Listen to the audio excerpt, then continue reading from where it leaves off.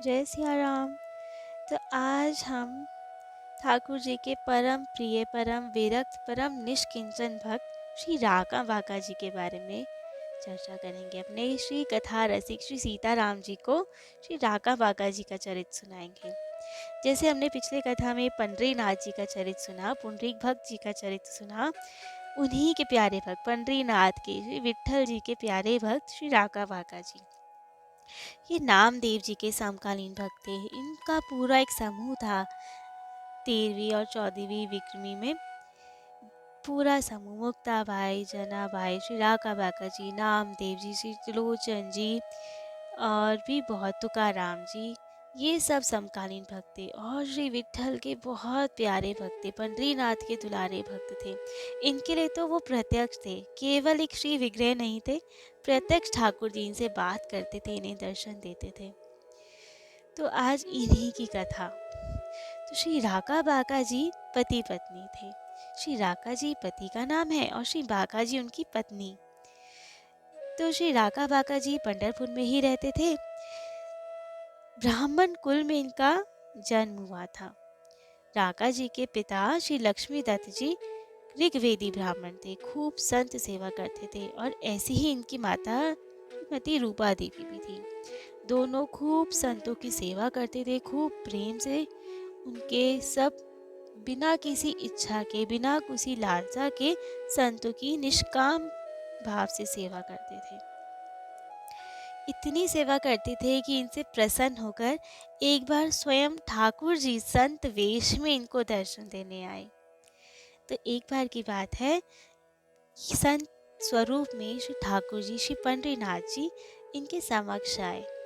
इन्होंने अब संत मानकर इनकी खूब सेवा की, खूब प्रेम से भोजन कराया, इनकी पूजा आरती की, चरणोदक लिया।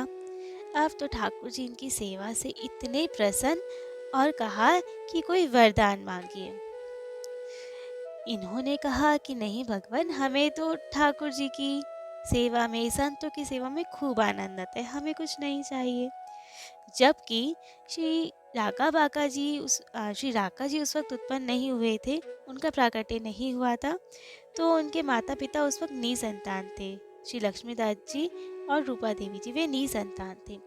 फिर भी जब वरदान की बात आई तो इन्होंने कहा हमें कुछ नहीं चाहिए, हम प्रसन्न हैं संत सेवा में ही। आप आए, आपने दर्शन दिए संत भगवान, और आपकी सेवा करके ही हम बहुत खुश हैं, हमें संतों की सेवा में ही सुख मिलता है।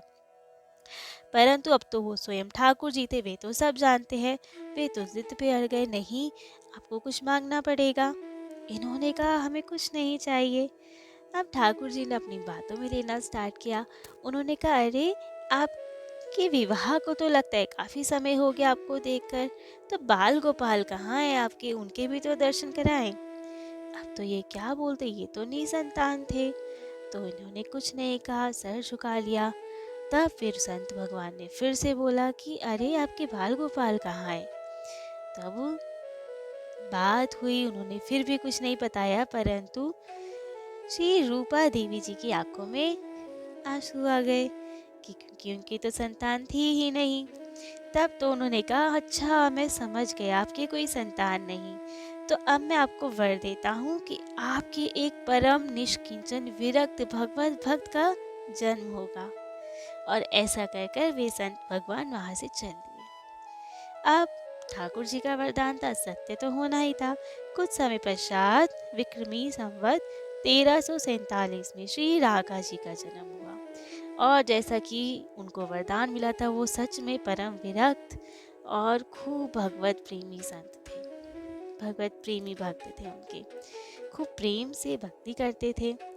ऐसे ही लक्ष्मी दत्त जी के एक मित्र थे श्री हरिदेव जी।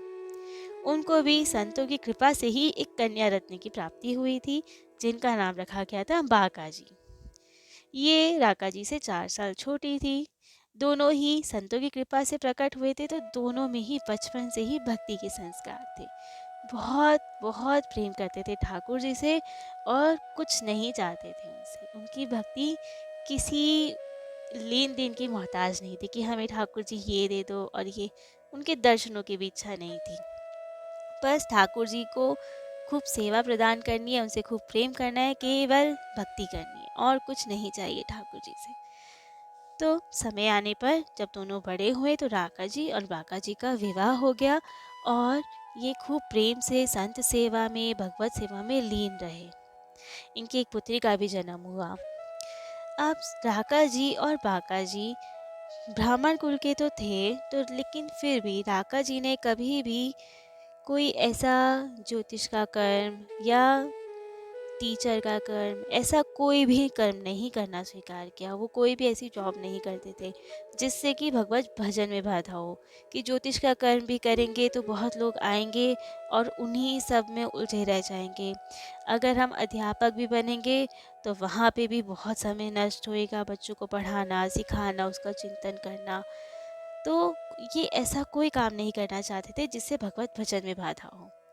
तो दोनों ने तय किया कि हमारी जो जीविका होगी वो हम लकड़ियाँ काट कर उसको बेचकर भूत जलाएंगे और उसी दिन कमाएंगे, उसी से सामान लाते थे, खाते थे और अगले दिन के लिए संग्रह नहीं करते थे। तो डेली का इनका यही रूटीन था। सुबह दोनों चले जाते थे जंगल में, वहाँ से लकड़ियाँ बीन कर लाते थे। जो सूखी टूटी हुई लकड़ियाँ होती थी केवल उन्हीं को काट छाट के लाते थे, हरी लकड़ियों को, हरे पेड़ों को नहीं काटते थे। तो जितनी लकड़ियाँ मिल जाती थी इकट्ठी करके बाजार ले जाते थे, उसका गट्ठर बना के, और वहाँ बेचते थे उन्हें। बेचने से जो धन उपार्जन होता था उसी से सामान लाते थे और घर आकर उसी से भोजन आदि बनता था, भोग लगाया जाता था और सब प्रसाद पाते थे। तो यही इनका डेली रूटीन था। अब नामदेव जी जब इनको देखते थे तो इन्हें बहुत दुख होता था। नामदेव जी इनसे उम्र में बहुत छोटे थे, लेकिन भक्ति वाइज तो सभी बहुत बड़े, राका बाका जी भी, नामदेव जी भी, तो बहुत उच्च भक्ति थी सब में। और राका बाका जी की तो भक्ति बहुत उच्च थी, वे तो बिल्कुल निष्काम भक्त थे। तो नामदेव जी को बहुत दुख होता था इनको देखकर कि ये क्यों इतनी गरीबी में रहते हैं, क्योंकि कभी कभी तो खाने कभी लकड़ियाँ नहीं मिल पाती थी, हर बार थोड़ी सूखी लकड़ियाँ मिल जाती है। जब बीन नहीं पाते थे, कुछ नहीं मिलती थी, तो भूखे ही रहते थे। ये इतने निष्काम थे, जैसे कि रामायण जी में प्रसंग आता है ना, जब वाल्मीकि जी से राम जी पूछते हैं कि हम वन में कहाँ पे रहे, तो वाल्मीकि जी उन्हें कहते हैं, जाहि न चाहिए कभू कछु तुम संग सहज स्नेह, बसो निरंतर तास उर सो राउर निज के। जिन्हें कभी कुछ भी नहीं चाहिए होता ना, केवल आपसे ही प्रेम होता है, हे मेरे राम जी, राघव जी, उनके हृदय में निवास करें आप। तो वैसे ही ये थे, इन्हें ठाकुर जी से कुछ भी नहीं चाहिए था, कुछ भी नहीं, दर्शन तक नहीं कि उन्हें कष्ट होगा। तो इतने निष्काम भक्त थे। तो ये ऐसे ही रहते थे, लकड़ियाँ बीनते थे, नहीं मिलती थी लकड़ियाँ जिस दिन तो भी प्रसन्न रहते थे कि चलो आज लकड़ियाँ नहीं मिली तो समय बचा। ना लकड़ियाँ मिली, ना गट्ठर बनाना पड़ेगा, ना बेचने जाना पड़ेगा, ना सामान लाने की टेंशन, ना खाना बनाने की टेंशन, आराम से भजन करेंगे। तो ये तो उसमें भी प्रसन्न रहते थे जिस दिन लकड़ियाँ नहीं मिलती थी। तो खूब प्रेम से, बिना संग्रह किए, खूब प्रेम से अपनी जीविका चला रहे थे, भजन कर रहे थे, खूब आनंद में भजन कर रहे थे। तो अब नामदेव जी को ये सब देख के बहुत दुख होता था कि हमें नहीं अच्छा लगता कि कोई भगवत भक्त इतने अभाव में रहे और इतना दुखी रहे। नामदेव जी के अकॉर्डिंग वो दुखी थे, जबकि राका बाका जी तो खूब प्रसन्न थे, लेकिन उनको देखने में लगता था कि ये क्यों भूखे रह रहे हैं, ऐसा क्यों हो रहा है। उन्हें बहुत दुख हुआ। एक दिन नामदेव जी गए पंडरीनाथ के पास, उनके मंदिर में, और शिकायत करी कि ये क्या तरीका है, आपके भक्त ऐसे क्यों रह रहे हैं। उनसे खूब झगड़ा किया कि तुम तो बहुत झूठे हो, तुमने गीता जी में कहा है कि मैं अपने भक्तों का योगक्षेम वहन करता हूँ, उनकी सब ज़रूरतों का ध्यान मैं रखूँगा, उनको कोई अभाव नहीं होने दूंगा, और जो उनके पास है उसकी रक्षा करने का भी दायित्व मेरा है, लेकिन तुमने अपना वचन तोड़ा है। पंडरीनाथ जी तो उनके लिए तो प्रत्यक्ष थे। पंडरीनाथ जी ने कहा, क्या हो गया, सुबह से कोई मिला नहीं जो सारे इल्जाम मुझ पे लगा रहे हो। नामदेव जी ने कहा, नहीं, मुझे सब समझ में आ गया है, तुम्हें अपने भक्तों की कोई चिंता नहीं है। पंडरीनाथ जी ने कहा, ये तो गलत बात है, मैं अपने भक्तों से तो बहुत प्यार करता हूँ, तुम किस भक्त की बात कर रहे हो, ऐसा क्या हो गया। तो नामदेव जी का लो कर लो बात, तुम्हें तो ये तक नहीं पता मैं किस भक्त की बात कर रहा हूँ, कौन सा तुम्हारा भक्त इतने अभाव में है। पंडितनाथ जी ने कहा बताओ तो सही हुआ क्या है। उन्होंने कहा इसी पंढरपुर की बात है, एक अभी की बात है। आपके भक्त राका बाका जी इतने अभाव में हैं, उन्हें तो रोज भोजन भी नहीं मिलता, लेकिन तुम्हें तो कोई चिंता ही नहीं है उनकी। अब पंडितनाथ जी मुस्कुराए। उन्होंने कहा प्यारे नामा, मैं क्या करूं, मैं तो खुद ही दुखी हूँ कि वो मेरे इतने प्यारे भक्त हैं ना, लेकिन वो इतने निष्किंचन भक्त हैं, वो मुझसे कुछ लेते ही नहीं हैं। मैंने कितनी बार कोशिश की कि उन्हें कुछ दे दूं, लेकिन वे स्वीकार ही नहीं करते, तो मैं कैसे ज़बरदस्ती दूं। पर नामदेव जी ने कहा ऐसा नहीं होता, जो इतने अभाव में हो और उन्हें कुछ दिया जाए कैसे नहीं लेंगे, और वो भी भगवान जी दे तो चलो किसी से भिक्षा नहीं मांगेंगे, किसी और का नहीं लेंगे, लेकिन अगर आप स्वयं उन्हें देंगे तो क्यों नहीं लेंगे वो। ऐसा मैं नहीं मान सकता, आप झूठ बोल रहे हैं अपने आप को बचाने के लिए। अब तो पंडित नाथ जी ने कहा कि नामा ये तो बहुत गलत बात है, तुम मेरी बात पे भी विश्वास नहीं कर रहे हो। नामदेव जी ने कहा मुझे बिल्कुल विश्वास नहीं है, क्योंकि ऐसा नहीं हो सकता कि वो इतने अभाव में जानबूझ के रह रहे हो। तुम्हें अपने भक्तों की कोई चिंता नहीं रह गई अब ना। तो पंडित नाथ जी ने कहा कि अच्छा अब आप ही बताओ कैसे विश्वास करोगे। नामदेव जी ने कहा मेरे साथ चलो और मेरे सामने उन्हें दो सामान, उन्हें थोड़ा अमीर बनाओ, उन्हें धन दो थोड़ा सा, जो उनकी जीविका सही से चल पाए, वो भोजन तो कर पाए। तो उन्होंने कहा चलो ठीक है, जैसा आज तुम कहोगे वैसे ही होगा, तभी मैं तुम्हें प्यारा लगूंगा, तुम मुझसे प्यार नहीं करते अब। तो नामदेव जी ने कहा नहीं, तुम्हें अभी चलो और मेरे सामने उन्हें दो, तभी मुझे विश्वास होगा कि तुम अपने भक्तों की कुछ परवाह भी करते हो। अब तो होगी बात है, दोनों चले, पंडित नाथ जी भी चले और नामदेव जी भी चले। तो राका बाका जी अपने घर से उस वक्त निकले ही थे और रास्ते में जा रहे थे। उनसे पहले ही विट्ठल जी और और श्री नामदेव जी वहाँ पहुँच गए और उन्होंने कहा बताओ अब क्या प्लान है, कैसे इन्हें धन दिया जाए। तो नामदेव जी ने कहा कि एक मोहरों की थैली यहाँ रख दो रास्ते में, तो ले लेंगे ये। तो ऐसे ही किया गया, रास्ते में एक मोहरों से, स्वर्ण की मोहरों से भरी हुई थैली रख दी गई। अब तो और दोनों पीछे पेड़ के पीछे छुप गए, जिससे कि किसी को पता ना चले, राका बाका जी देख ना ले कि ये लोग हैं यहाँ पे। रास्ते में थैली पड़ी थी, राका जी बाका जी अपना आराम से भगवत नाम स्मरण करते हुए, बड़े प्रेम से ध्यान करते हुए, कीर्तन करते हुए आ रहे थे। आगे आगे राका जी चल रहे थे और पीछे पीछे बाका जी चल रहे थे। दोनों साथ में तो इसलिए नहीं चलते थे, एक रीज़न तो ये है कि अगर साथ में चलेंगे तो कभी कभी बात भी हो सकती है, कोई बात याद आ जाए, बात करने लग जाए तो भगवत स्मरण में बाधा पड़ेगी।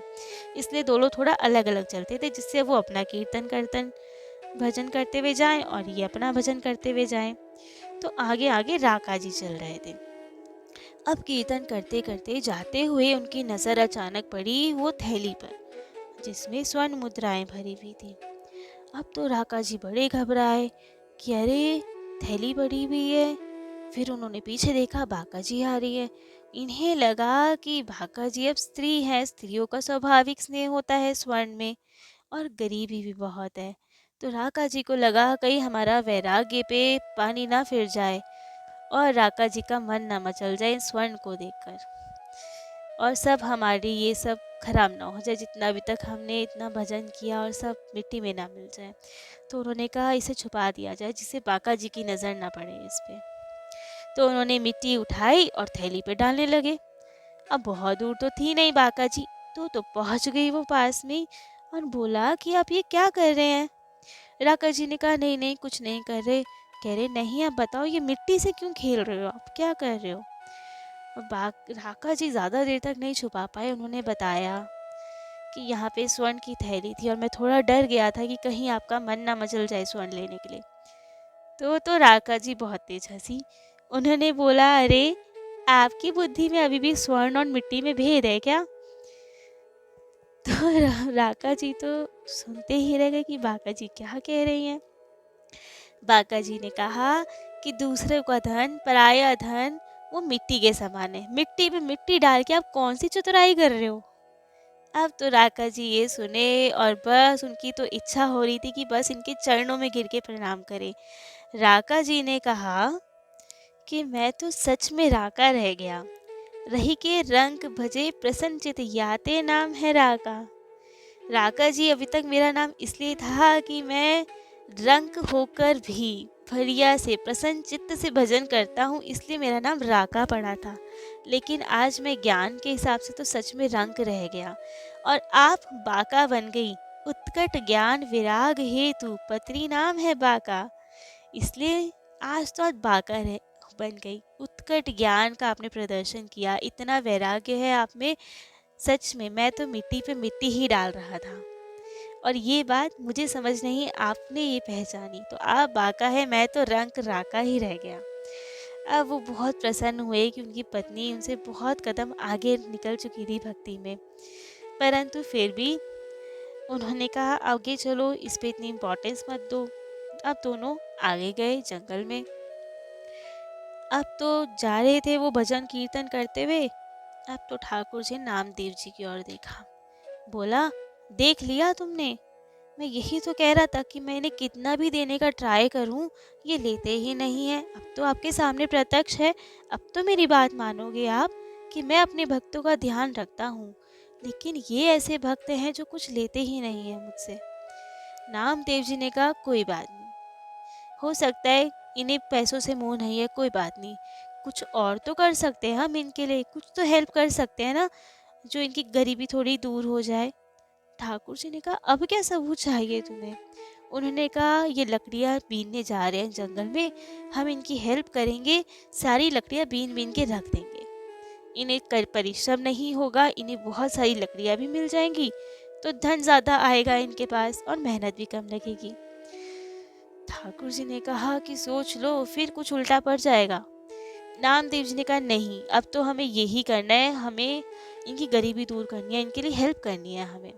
ले गए ठाकुर जी को जंगल में और खूब मेहनत करवा के लकड़ियाँ बिनवाई और जगह जगह बहुत सारी ढेरियाँ बना दी लकड़ी की। इतने में तो अब राका जी बाका जी भी जंगल पहुँचे। जाकर देखा तो वे तो हैरान हो गए। राका जी ने कहा कि बाका जी देखिए यहाँ क्या हो गया। बाका जी का ध्यान गया तो सब जगह ढेरियाँ बनी हुई थी लकड़ियों की। तो राका जी ने कहा कि बाका जी अब तो हमें ये जंगल छोड़ देना चाहिए, हमें अब यहाँ से लकड़ियाँ नहीं उठानी चाहिए, क्योंकि लगता है यहाँ तो हमसे भी बड़ा कोई दरिद्र और गरीब इंसान आ गया है जो इतना उतावला है कि एक दिन में इतनी सारी लकड़ियाँ इकट्ठी करके ढेरी बना के चला गया। जितनी समाई हुई होगी उतना ले गया होगा बेचने और बाकी की अभी यहीं पड़ी है। हमें तो पाप लगेगा अगर हम ये लकड़ियाँ उठाएंगे तो, क्योंकि किसी और ने परिश्रम करके ये जमा की है और अब उस गरीब उतावले व्यक्ति के लिए हमें ये जंगल ही छोड़ देना चाहिए। कहीं और से अब लकड़ियाँ लिया करेंगे, यहाँ पे अब वो ही जो भी लकड़ियाँ इकट्ठी करके ये जंगल उनके लिए छोड़ देते हैं हम। ऐसा कह के दोनों पति पत्नी भजन करते हुए अपने घर को चले गए। अब तो नामदेव जी बड़े दुखी। ठाकुर जी ने नामदेव जी की ओर देखा और कहा कि देखो, आपके कारण तो आज इन दोनों का उपवास हो गया, क्योंकि जहाँ से लकड़ी लेनी चाहिए थी वो लकड़ी अब ये लेंगे नहीं, लकड़ियाँ नहीं लेंगे तो बेचेंगे क्या, अब तो ये भूखे ही रहेंगे। तो नामदेव जी ये ऐसे निष्किंचन हैं, आज आपके कारण तो अब ये भूखे ही रहेंगे। नामदेव जी को बहुत दुख हुआ कि ये कैसे हो सकता है कि ये कुछ लेते क्यों नहीं, किसी भी तरह का कुछ क्यों नहीं कर रहे। तो अब नामदेव जी से रहा नहीं गया, उन्होंने कहा भगवान लास्ट ट्राई और कीजिए। ठाकुर जी ने कहा अब क्या बाकी रह गया। नामदेव जी ने कहा अब आप घर चलिए इनके और इन्हें प्रत्यक्ष दर्शन देके आग्रह पूर्वक इन्हें कुछ दीजिए कि आपको लेना ही पड़ेगा, आपको तो मना नहीं करेंगे ना, तो अब तो आप कुछ कीजिए, मुझसे नहीं देखा जाता इनका ये हाल। जबरदस्ती नामदेव जी ठाकुर जी लेकर पहुंचे इनके घर। अब तो ठाकुर जी को आया देखकर नामदेव जी के साथ ये तो बहुत हैरान हुए राका बाका जी। बोले ठाकुर जी से, अरे ठाकुर जी आपको इतना कष्ट उठाने की क्या जरूरत थी, आप तो हमारे हृदय में विराजते हो ना, स्पेशली आप मंदिर से इतना चलकर आए, थक गए होंगे, क्या ज़रूरत थी हमें दर्शन देने की? मंदिर में दर्शन करते हैं, अपने मन मंदिर में दर्शन करते हैं, प्रत्यक्ष आने की क्या ज़रूरत थी? बहुत कष्ट हुआ होगा आपको। और ये नामदेव क्यों आए हैं साथ में? इसी ने कुछ किया क्या आपके साथ? अब तो प्रभु मुस्कुराए कि बेटा, अब तो डाँट खिलवाऊँगा मैं नामदेव जी को। तो फिर तो ठाकुर जी ने शिकायतें लगाना स्टार्ट की नामदेव जी की। बोले कि क्या करूं राका जी बाका जी, मैं तो नहीं आना चाहता था, ये नामा मुझे लेकर आया जबरदस्ती कि राका बाका जी को कुछ दे दो, उनकी गरीबी दूर कर दो। मैंने बोला वो तो निष्किंचन भक्त है, कुछ नहीं, लेकिन ये माने ही नहीं। पता है सुबह से मुझे घुमा रहे हैं। सुबह पहले वो मोहरों की थैली डलवाई, मेरा राजभोग बाल भोग सब छुड़वा दिया, सुबह से अपने पीछे पीछे घुमवा रहे हैं, सारी लकड़ियाँ इकट्ठी करवाई मुझसे, जंगल में फिर आया मुझे। तो ठाकुर जी की तो ये बचपन की आदत है, बढ़िया शिकायत लगाने की। तो अब ठाकुर जी ने मासूम से बन के खूब शिकायत लगाई नामदेव जी की। नाम जी बोल रहे कि अरे भाई क्यों फंसवा रहे हो, पिटवाओगे? तो राका बाका जी को सुन के बहुत दुख हुआ। उन्होंने बोला नामदेव जी को, अरे मुंह फोड़े, ये क्या किया तूने? क्योंकि नामदेव जी छोटे थे ना। मुंह फोड़ा क्यों बोला? क्योंकि नामदेव जी की बेटी ने उनका ये राका बाका जी की बेटी ने उनका ये नाम रखा था। एक बार नामदेव जी की बेटी और राका बाका जी की बेटी कुएं पे पानी भरने जा रहे थे। तो राका बाका जी की बेटी ने नामदेव जी की बेटी को बोला, अरे मुझसे छू मत जाना, दूर से पानी भरना। तो नामदेव जी की बेटी ने कहा, क्यों, हम में ऐसी क्या बुराई है? तो ना उन्होंने बोला, तू तो मुंह फोड़े की बेटी है। उन्होंने बोला, इसका मतलब? उन्होंने कहा, और क्या, तुम्हारे पिता ने तो अपने गर्दन पे छुरी रखकर जबरदस्ती ठाकुर जी को विवश किया प्रकट होने के लिए, इसीलिए ये नाम पड़ा उनका। धमकी देकर ठाकुर जी को बुलवाया, तो ये तो अपराध है। मोहन की बेटी ने नामदेव जी को आके बोला, तो नामदेव जी मुस्कुराए और उन्होंने बोले, कोई बात नहीं, ठाकुर जी से जब प्रेम होता है तो कुछ ऐसा नहीं चलता, धमकी देकर भी दूध तो पिलाया ना उन्हें। लेकिन राका बाका जी का भाव अलग था। वे चाहते थे ठाकुर जी को किसी चीज के लिए विवश न किया जाए, किसी चीज की जबरदस्ती नहीं, ठाकुर जी जिस चीज में प्रसन्न वो ही सर्वोत्तम। तो भक्तों के भाव है, नामदेव जी अलग टाइप के भक्त थे और राका बाका जी निष्किंचन भक्त थे। तो अब राका बाका जी ने नामदेव जी को बहुत गुस्सा किया कि तुमने ऐसा क्यों किया, पूरे में ठाकुर जी को घुमाते फिराते रहे, और देखो सुबह सुबह मायापति के दर्शन तो करवाए नहीं, माया के दर्शन कराए। तुम हमें फंसाना चाहते थे माया में, इसलिए वो माया की थैली डलवाई। तब तो नामदेव जी को समझ में आया कि ये कैसे भक्त हैं, सच में वो कुछ नहीं लेते, इसलिए ठाकुर जी उन्हें नहीं दे पा रहे थे। तो नामदेव जी तो अब चुप हो गए कि मैं क्या बोलूँ इन्हें। उन्होंने क्षमा मांगी, प्रणाम किया। राका जी ने बड़े प्रेम से नामदेव जी को समझाया भी कि ठाकुर जी से उनका कैसा प्रेम है। अब तो मौका देखकर भगवान जी भी आ गए, क्योंकि लीला तो ठाकुर जी की ही होती है ना, नामदेव जी तो एक जरिया थे। चाहते तो ठाकुर जी भी थे कि मेरे भक्त कभी तो मुझसे कुछ मांगे, लेकिन अब खुद को डांट तो नहीं खानी थी ना, इसलिए नामदेव जी पे ठीकरा फोड़ दिया था। अब तो जैसी मौका पाया तो भगवान जी ने हाथ जोड़े, आंखों में भगवान जी के प्रेम आंसू थे। उन्होंने राका बाका जी से बोला कि देखो, सुबह से मैं घूम रहा हूँ तुम्हें कुछ देने के लिए।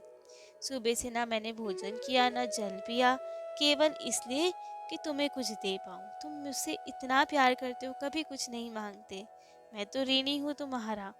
तो आज जब मेरा इतना परिश्रम हो ही गया तो कुछ मांग लो मुझसे। राका बाका जी ने कहा कि हमें कुछ भी नहीं चाहिए ठाकुर जी, आप इतने प्रेम से दर्शन देने आए, उसकी भी जरूरत नहीं थी, आप थक जाएंगे, क्या जरूरत थी दर्शन देने की भी। लेकिन अब ठाकुर जी ने इतना आग्रह किया, नहीं अब मैं आया हूँ तो कुछ तो लेना पड़ेगा, कुछ मांग लो, कुछ मांग लो, हमारे लिए मांग लो, हमें प्रसन्नता होगी इसीलिए मांग लो। जब इतना आग्रह किया, ठाकुर जी ने कुछ तो मांगेंगे, चाहे पूरी दुनिया मांग ले, कुछ तो मांगो, लेकिन कुछ भी, जो मांगोगे सब दे सकता हूँ मैं तुम्हारे लिए।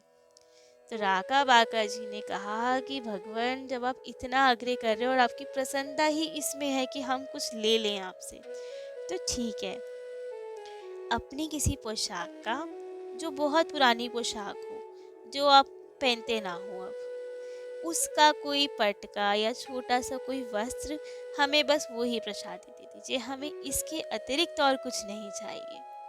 लेकिन नया वस्त्र मत दीजिएगा, जो आप पहनते ना हो वही वाला दीजिएगा, अपनी सेवा वाला कोई वस्त्र नहीं। अब तो ठाकुर जी और प्रेम विवल कि भाई मेरे कैसे भक्त हैं, लेकिन राका बाका जी को इसके अलावा कुछ चाहिए ही नहीं था। तो फिर ठाकुर जी ने अपना वही कोई वस्त्र, कोई पटका उन्हें प्रदान किया, और राका बाका जी बहुत प्रसन्न हुए, प्रणाम करा, और ठाकुर जी अंतर ध्यान हुए। तो राका बाका जी का चरित्र था ये, इतने निष्काम भक्त कि जिन्हें कुछ भी नहीं चाहिए था, ठाकुर जी से भी कुछ नहीं चाहिए था। अब बहुत समय तक ये रहे, खूब खूब प्रेम से भजन किया। 101 वर्ष तक श्री बाका जी रही और 105 वर्ष तक श्री राका जी, और दोनों ने एक ही साथ एक ही दिन ठाकुर जी की ओर, उनके धाम की ओर प्रस्थान किया, इस धरा धाम को छोड़ा। तो ये थी आज की दिव्य कथा, एक दिव्य भक्त की, दो दिव्य भक्तों की, श्री राका जी और श्री बाका जी। जय जय श्री सीताराम।